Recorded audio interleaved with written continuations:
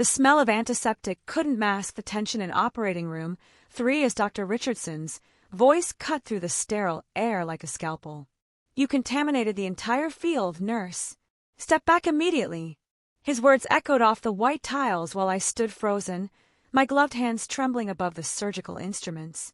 Every pair of eyes in that Chicago General was on me, the anesthesiologist, the resident, the scrub tech, all witnessing what felt like the end of my nursing career.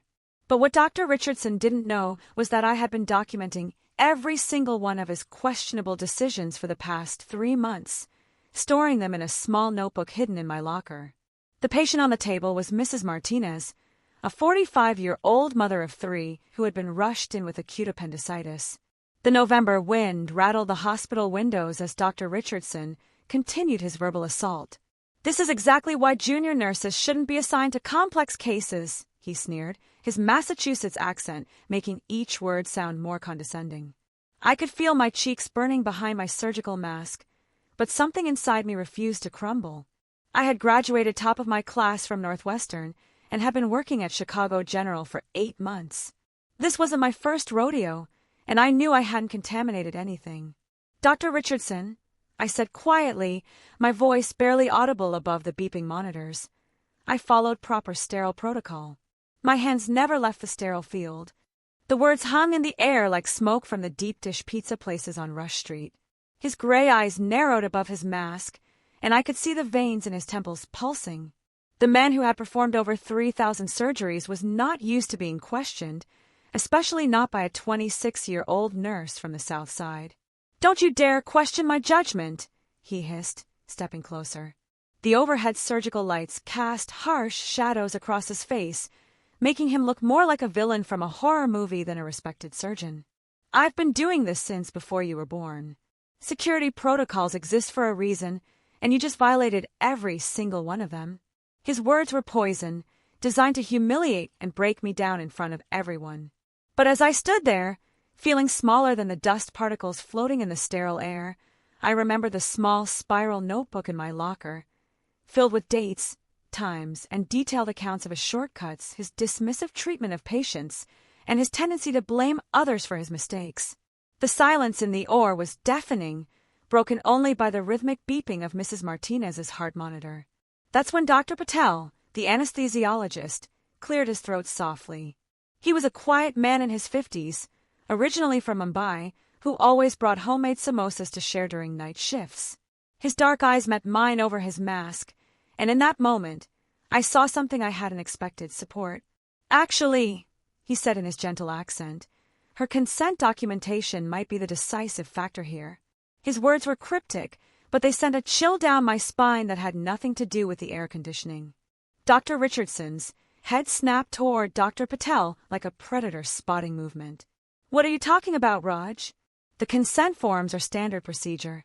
But there was something in his voice, a slight tremor that hadn't been there before.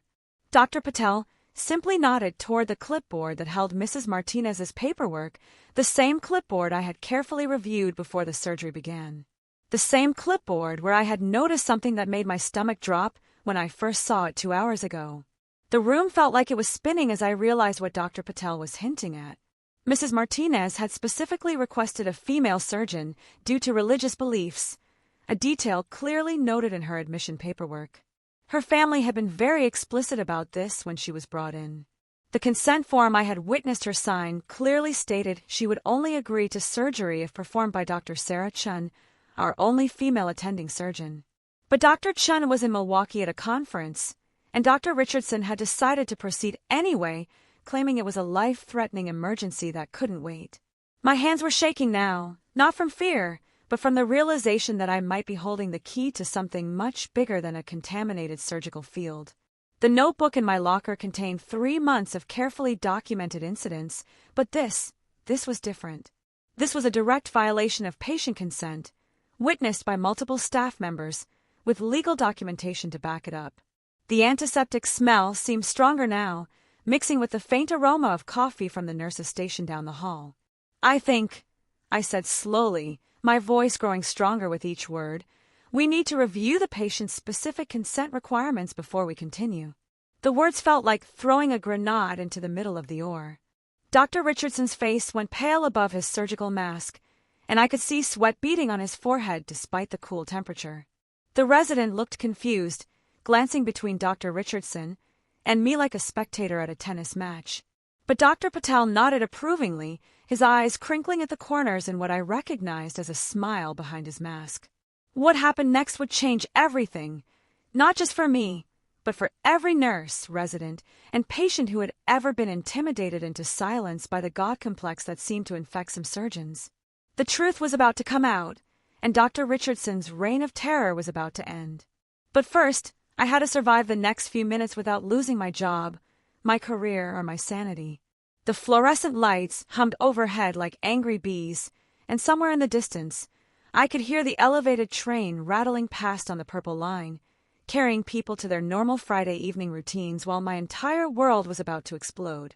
If you've ever been humiliated at work, drop a comment below, and don't forget to subscribe for more stories that will shock you. 3 months earlier, I had been just another eager nursing graduate, clutching my Northwestern diploma and dreaming of saving lives in Chicago's most prestigious hospital. The September air had been crisp with possibility as I walked through the automatic doors of Chicago General for my first day, the smell of pumpkin spice lattes from the Starbucks in the lobby mixing with hospital disinfectant.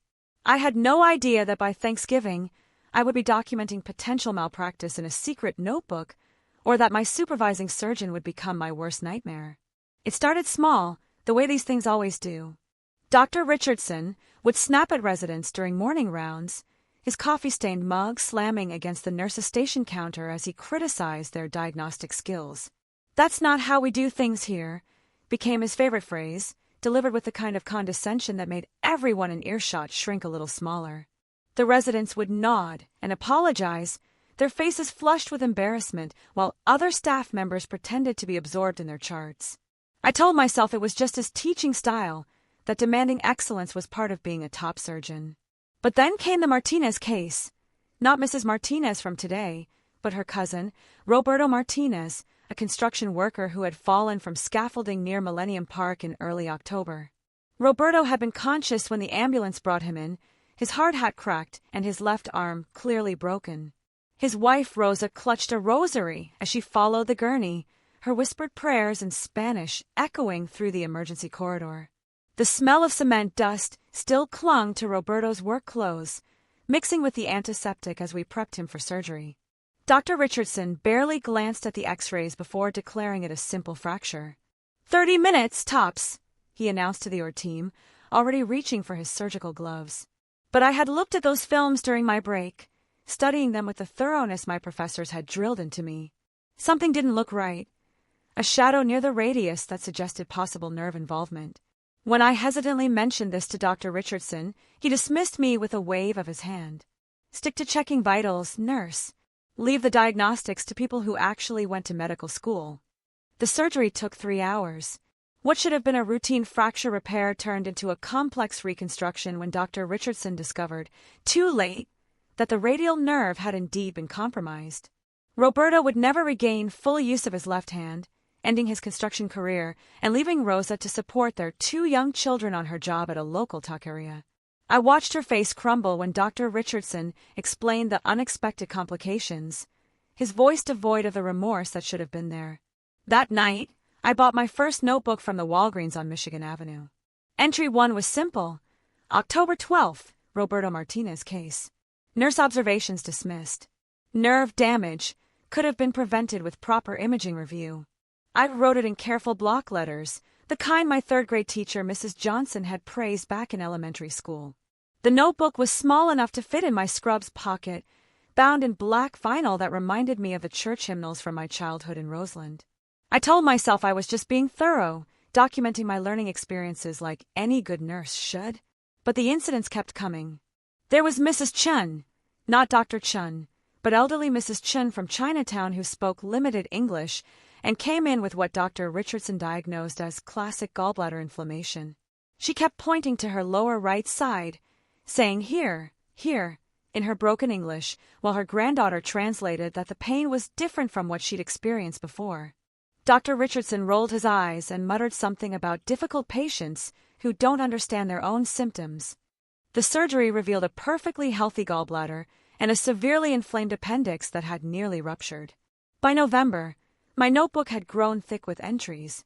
There was the college student whose routine wisdom tooth extraction turned into a 4-hour ordeal because Dr. Richardson hadn't properly reviewed the patient's medical history and discovered his hemophilia mid-procedure.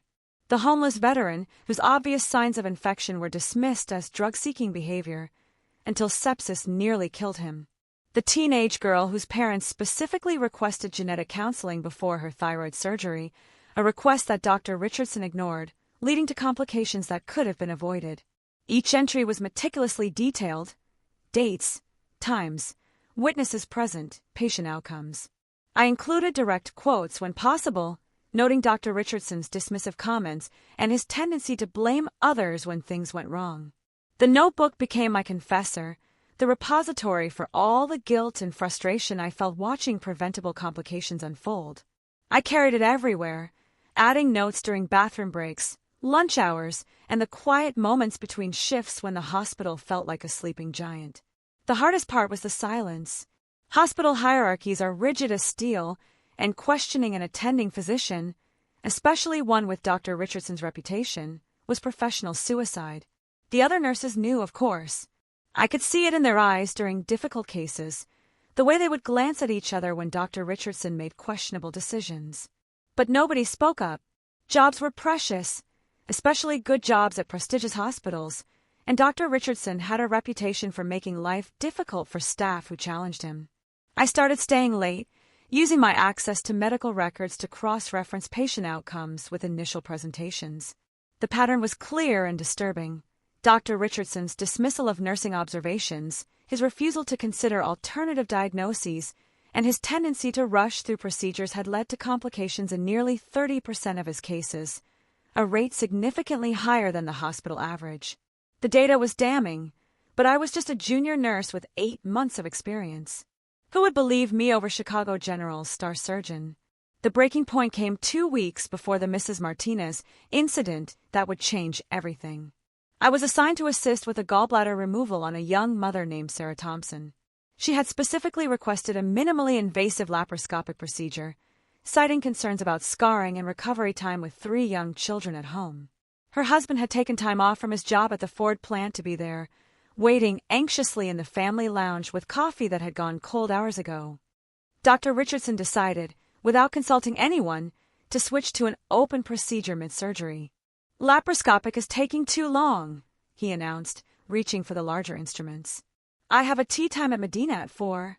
The casual way he said it, as if his golf game was more important than Sarah's recovery, made my blood boil.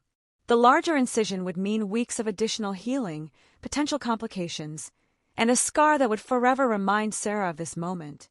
That night, I made a decision that would change everything.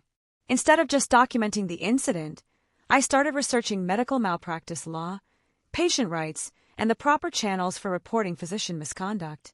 The Chicago Public Library became my second home, its reading room overlooking Grant Park serving as my research headquarters. I learned about consent violations, standard of care protocols, and the legal protections for healthcare workers who report misconduct. But I also learned about the realities facing whistleblowers, the career destruction, the blacklisting, the legal battles that could drag on for years. Every article I read made it clear that challenging someone like Dr. Richardson would require more than just a notebook full of observations. I would need irrefutable evidence, credible witnesses, and the kind of courage that could withstand the inevitable backlash. I had no idea that Mrs. Martinez's consent form would provide exactly the evidence I needed, or that Dr. Patel had been watching Dr. Richardson just as carefully as I had. The storm was building, and the next few hours would determine whether justice would finally be served or whether I would become just another casualty in the war between patient safety and medical hierarchy. The tension in operating room 3 was thick enough to cut with a scalpel as Dr. Richardson's eyes darted between me, Dr. Patel, and the consent forms on the clipboard. The steady beeping of Mrs. Martinez's monitor seemed to grow louder in the silence, each electronic pulse marking time like a countdown to an explosion. I could smell the fierce sweat mixing with surgical prep solution, and somewhere in the distance, the muffled sounds of Chicago traffic filtered through the reinforced windows, Normal people living normal lives while my career hung in the balance. What exactly are you implying, nurse? Dr. Richardson's voice had dropped to a dangerous whisper, the kind that made residents scatter like pigeons in Millennium Park. But I wasn't a resident, and I wasn't backing down. Not anymore. My hand moved instinctively toward my pocket where my phone was recording, a habit I developed after Roberto Martinez's case, when I realized that documenting wasn't enough. I needed audio evidence. I'm not implying anything, doctor, I said, my voice steadier than I felt. I'm stating a fact. Mrs. Martinez specifically requested a female surgeon due to religious constraints. It's clearly documented in her admission paperwork, and she signed a consent form that explicitly names Dr. Chen as the operating physician. The words came out crisp and professional, but inside I was screaming. This was it, the moment that would either vindicate months of careful documentation or destroy everything I'd worked for. Dr. Patel cleared his throat again, his dark eyes meeting mine across the sterile field. The patient was very specific about her requirements, he said quietly, his Mumbai accent lending weight to each word. Her family was quite clear during the pre-op consultation. They said their faith prohibited male physicians from performing intimate procedures. The heart monitor continued its steady rhythm as Mrs. Martinez lay unconscious, unaware that her religious convictions were about to trigger the biggest scandal Chicago General had seen in years. This is ridiculous, Dr. Richardson snapped, but his voice cracked slightly on the last word. Dr. Chun is at a conference. This is a medical emergency. Appendicitis can be fatal if left untreated. Patient preferences become irrelevant in life-threatening situations. He was grasping at straws now, his usual commanding presence wavering like heat shimmer rising from summer pavement on Lakeshore Drive. That's when Dr. Sandra Martinez, no relation to our patient, pushed through the hors doors. She was the chief resident in emergency medicine, a brilliant physician who had grown up in Pilsen and still volunteered at free clinics on weekends. Her abuela had taught her that speaking truth to power was a sacred obligation, even when it cost you everything. Actually, Dr. Richardson, she said, pulling off her surgical cap to reveal sweat-dampened hair, I just reviewed Mrs. Martinez's case. Her appendicitis is chronic, not acute. The ultrasound shows minimal inflammation, and her white count is only marginally elevated. This surgery could have waited until Monday when Dr. Chen returns. The silence that followed was deafening. I watched Dr. Richardson's face cycle through emotions like a broken traffic light. Confusion, anger, fear, and finally, a cold calculation that made my skin crawl. The overhead surgical lights hummed their mechanical song while everyone in the room processed what Dr. Martinez had just revealed. This wasn't an emergency surgery at all. It was Dr. Richardson's ego driving him to operate on a Friday afternoon rather than admit that a patient's religious needs should take priority over his schedule.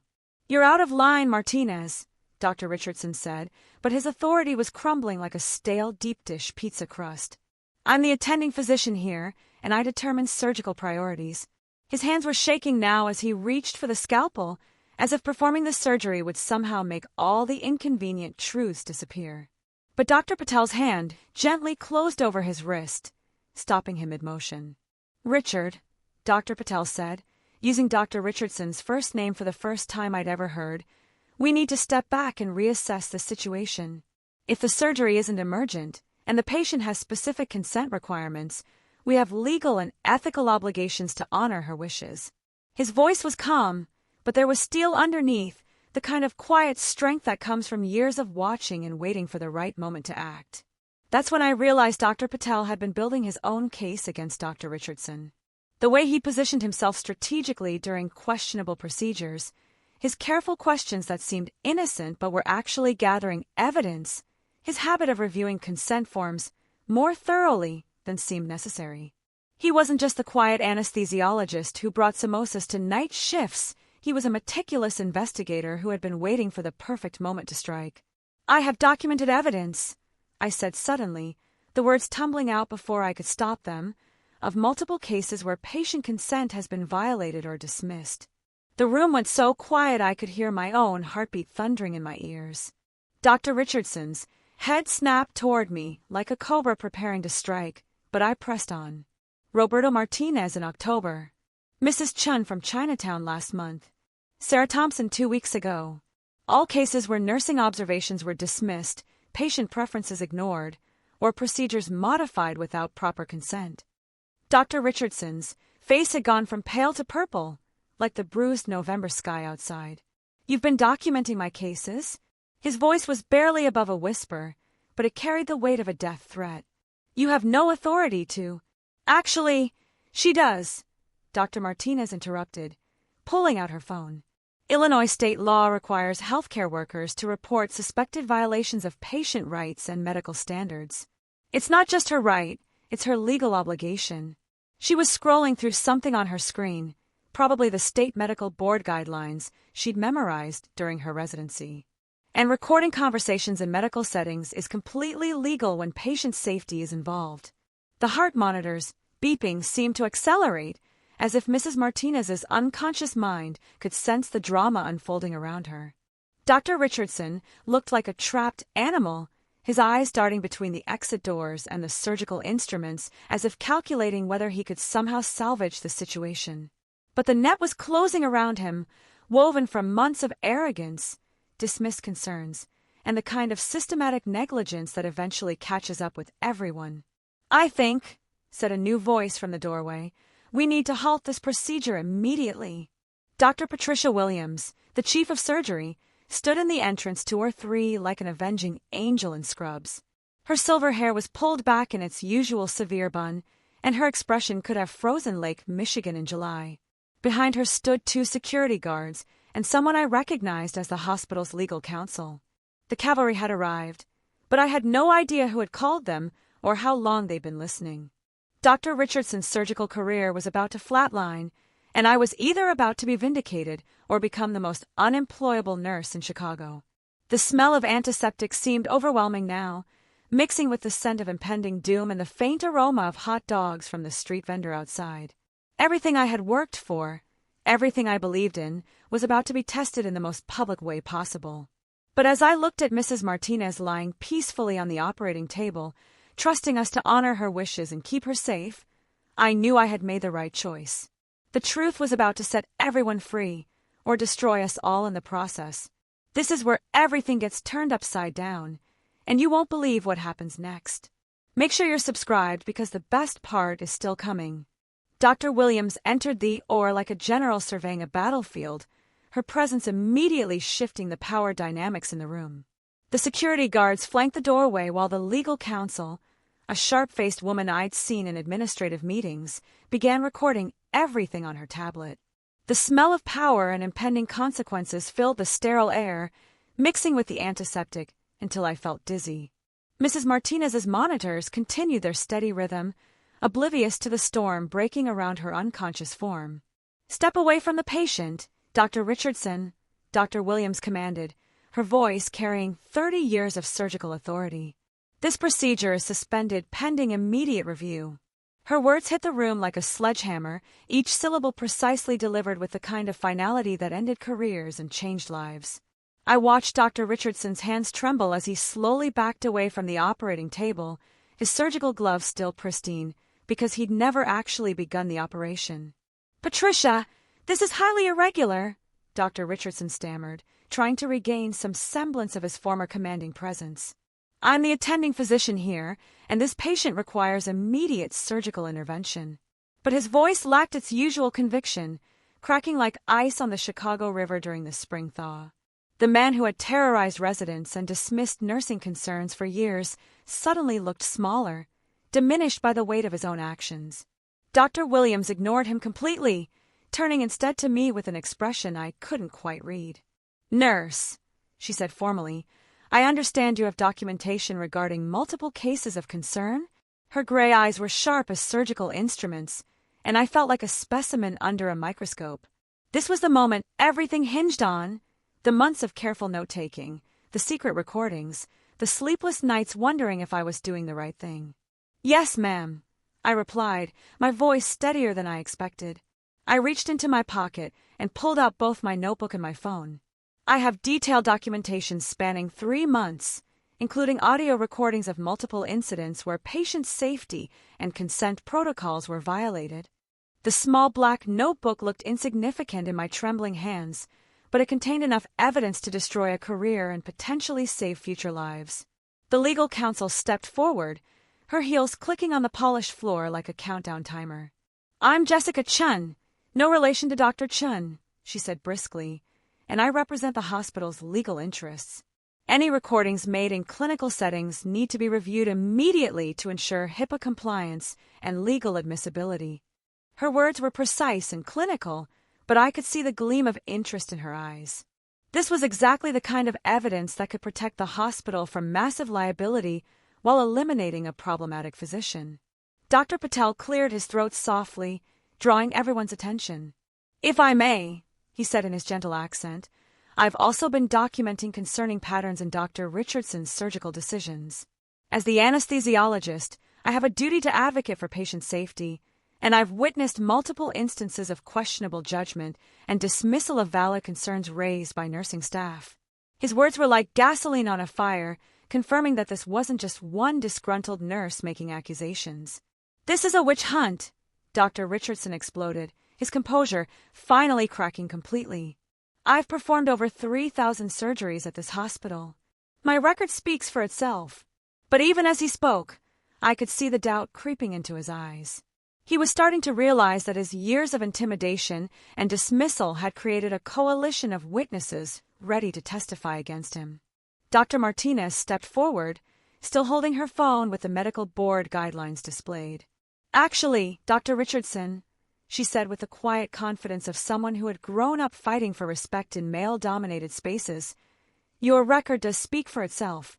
I've been quietly reviewing your cases for the past 6 months as part of my quality assurance rotation. Your complication rate is nearly double the national average, and your patient satisfaction scores are the lowest in the surgical department." The monitors in the room seemed to beep louder now, as if Mrs. Martinez's unconscious mind was responding to the tension surrounding her. Dr. Williams gestured to one of the security guards, who immediately began escorting Dr. Richardson out of the OR. "Your surgical privileges are suspended pending a full investigation," she announced with the finality of a judge pronouncing sentence. "Security will escort you to your office to collect your personal belongings." As Dr. Richardson was led away, his shoulders sagging like a deflated balloon from the Macy's Thanksgiving Day parade, I felt a mixture of relief and terror wash over me. The monster was finally being slayed, but I had no idea what consequences awaited me.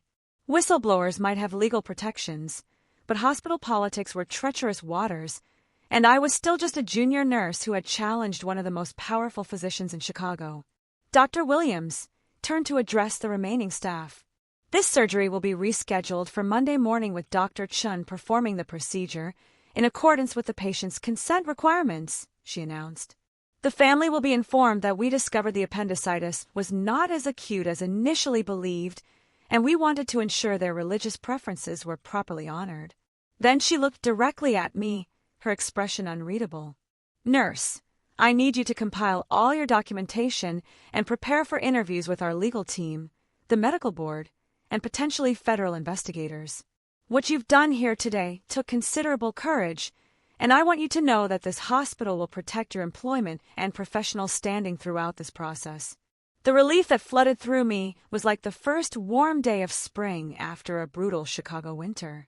Dr. Patel nodded approvingly, his eyes crinkling with what I now knew was pride, not just politeness. Dr. Martinez gave me a thumbs up that reminded me of the solidarity I'd seen in her neighborhood growing up, where people looked out for each other against systems that tried to keep them down. But the real victory came 3 hours later, when Mrs. Martinez woke up in recovery to find her husband and 3 children surrounding her bed. Her appendicitis could wait until Monday, when Dr. Chun would perform a minimally invasive procedure that honored both her medical needs and her religious convictions. The relief on her family's faces as I explained the delay was worth every sleepless night I'd spent documenting Dr. Richardson's misconduct. 6 months later, Dr. Richardson's medical license was revoked after an investigation revealed a pattern of negligence spanning over a decade. 12 patients came forward with stories of dismissed concerns, unauthorized procedure modifications, and complications that could have been prevented. The settlement fund established by the hospital exceeded $2 million, and sweeping changes were implemented to ensure nursing concerns would never again be dismissed so casually. As for me, I received the hospital's Patient Advocacy Award and was promoted to senior surgical nurse with a specialty in patient rights compliance. The notebook that had started as a desperate attempt to document injustice became the foundation for a new hospital-wide reporting system that protected both patients and healthcare workers who spoke up about concerns. But the most satisfying moment came 9 months later when Mrs. Martinez returned for a follow-up appointment with Dr. Chun. Her appendix had been removed with no complications, her recovery had been textbook perfect, and she wanted to thank me personally for ensuring her religious beliefs were respected during her treatment.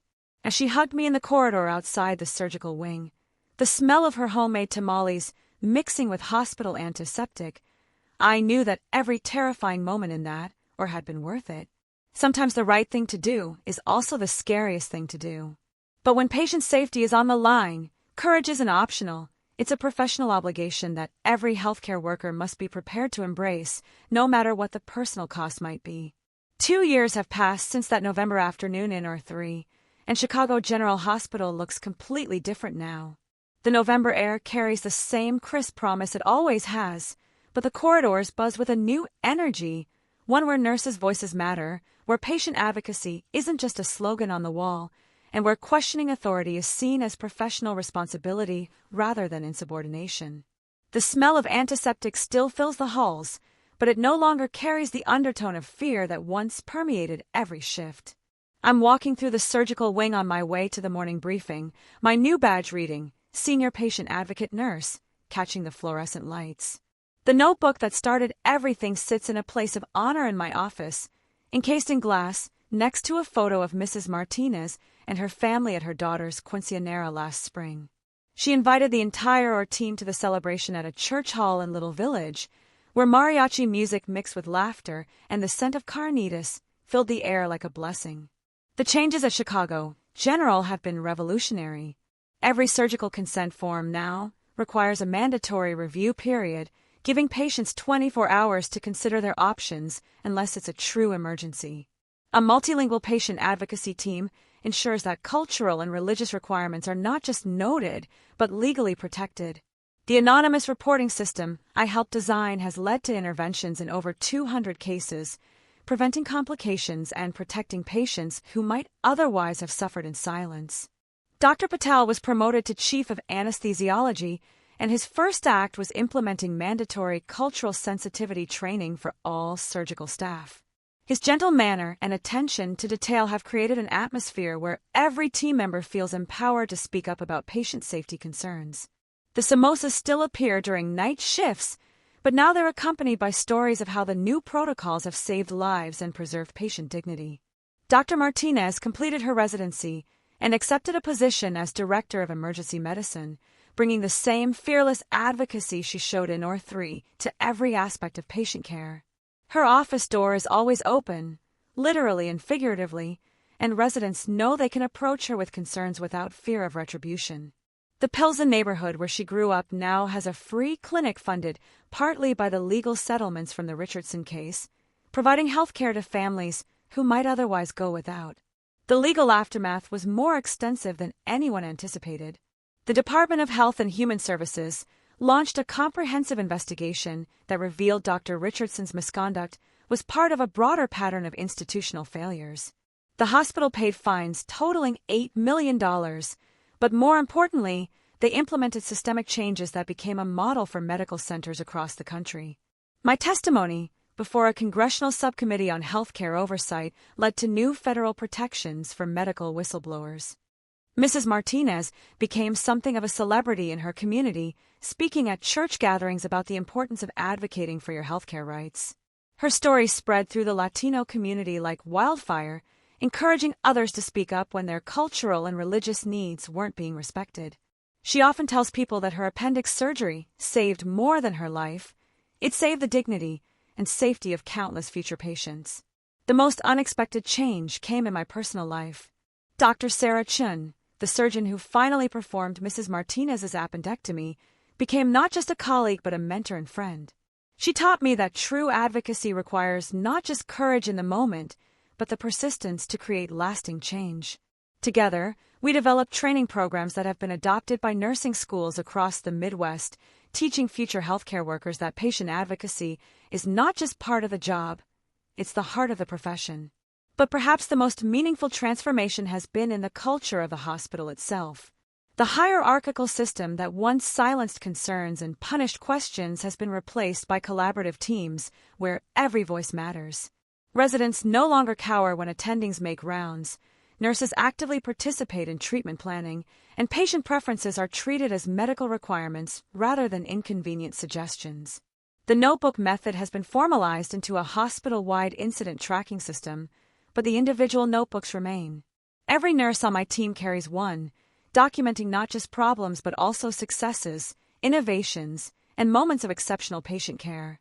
The small black books have become symbols of empowerment, reminding everyone that careful observation and detailed documentation can literally save lives.